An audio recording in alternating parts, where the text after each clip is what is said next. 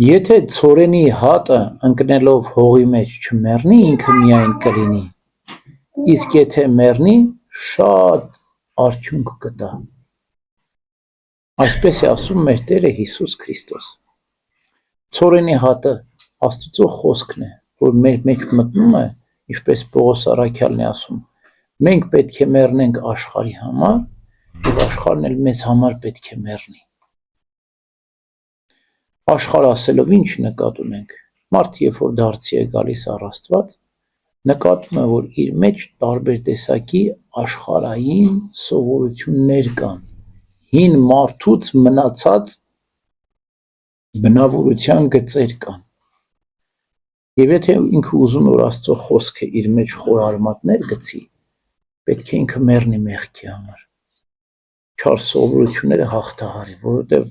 այդ չար սովորությունները մեր սրտի մեջ կարծես որոմ լինեն, որ խեղդում են Աստծո խոսքի սերմը եւ թույլ չեն տալիս, որ աճի։ Առաջինը մեռնել հին մարդու համար,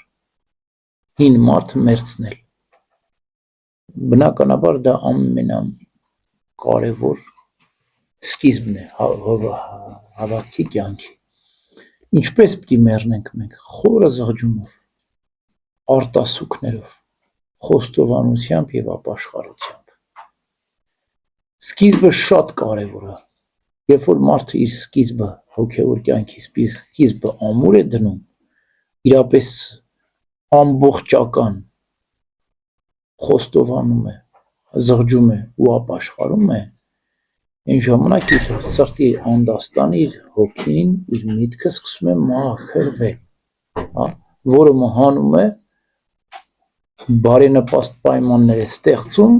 Աստծո խոսքի սերմի համար, որից հետո պետք է ջերմություն։ Ջերմությունը որն է, աղոթքն է եւ ջուր։ Ցորենի համար ինչ է պետք։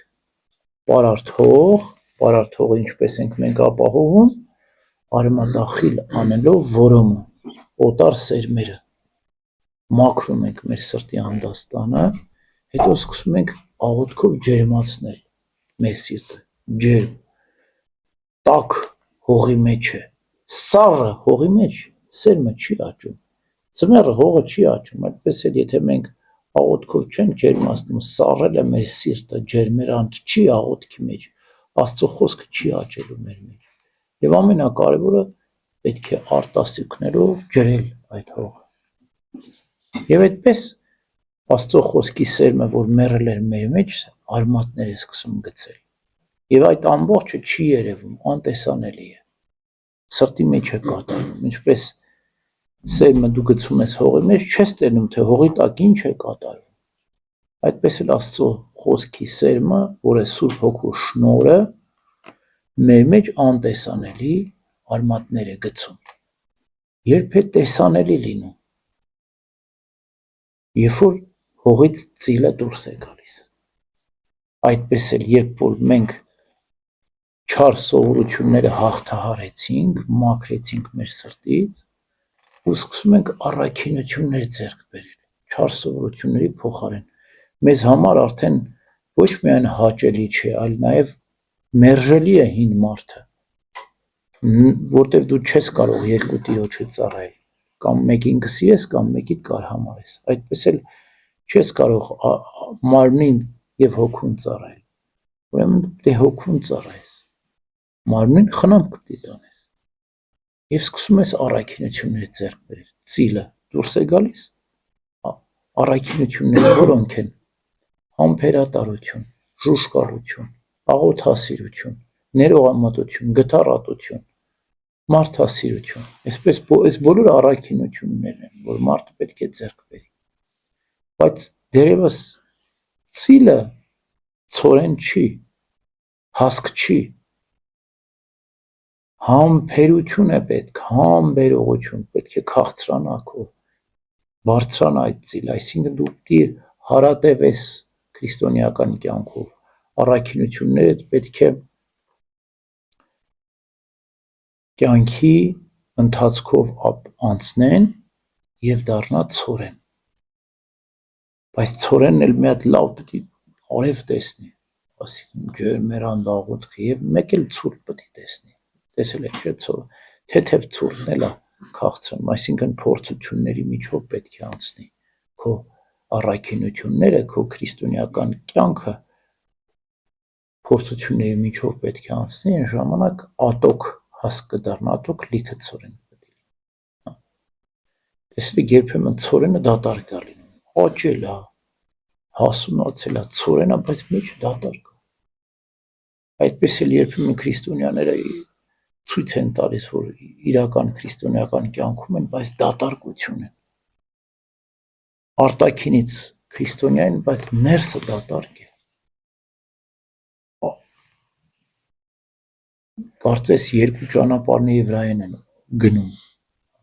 Սուրբ Գիրքն ասում է, վայ այն մեղավորն, որ երկու ճանապարհների վրա կգնա։ Ուզում են ցույց տալ, որ իրենք քրիստոնյա են, բայց ներսից քրիստոնյա չեն։ Քրիստոս հանդիմանում էր, չէ՞։ Փարիսեցիներին ասում էր, դուք արտաքինից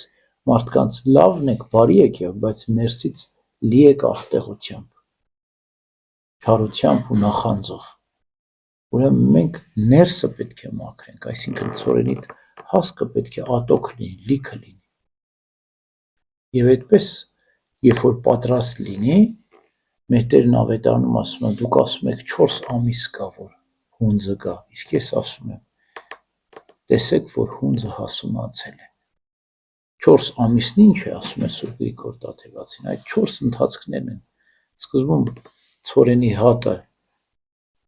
մեռնում է հողի տակ, այսինքն մենք մեռնում ենք աշխարհի համար, աշխարհն էլ մեր համար եւ արմատներ են գցում։ Հետո ծիլն է դուրս գալիս, հետո ցորենը, հետո էլ հասկը եւ հասունանում է, քաղցանում է, պատրաստ է հնձվելու։ Հունձը երբ է։ Երկու տեսակի հունձ է լինում։ Առաջին հունձը մահվան օրն է։ Երկրորդ հունձը համընդհանուր մարդկության, հարության օրը։ Բոլոր մարդիկ, երբ որ հարություն առնեն մեր ներկայից, կլինի համընդհանուր հունձ։ Աշխարհի վաղճանը պետք է լինի, բոլոր մարդիկ պետք է հնձվեն, արդարները հավաքվեն երկնային շտեմարաններում, մեղավորները այրվեն անշրջ կրակով։ Ուրեմն այս է ցորենի հատի պատմությունը, որ դարձավ հասկ, ատոք հասկ, լիքը հասկ եւ հնձվեց ու հավաքվեց երկնային շտեմարան։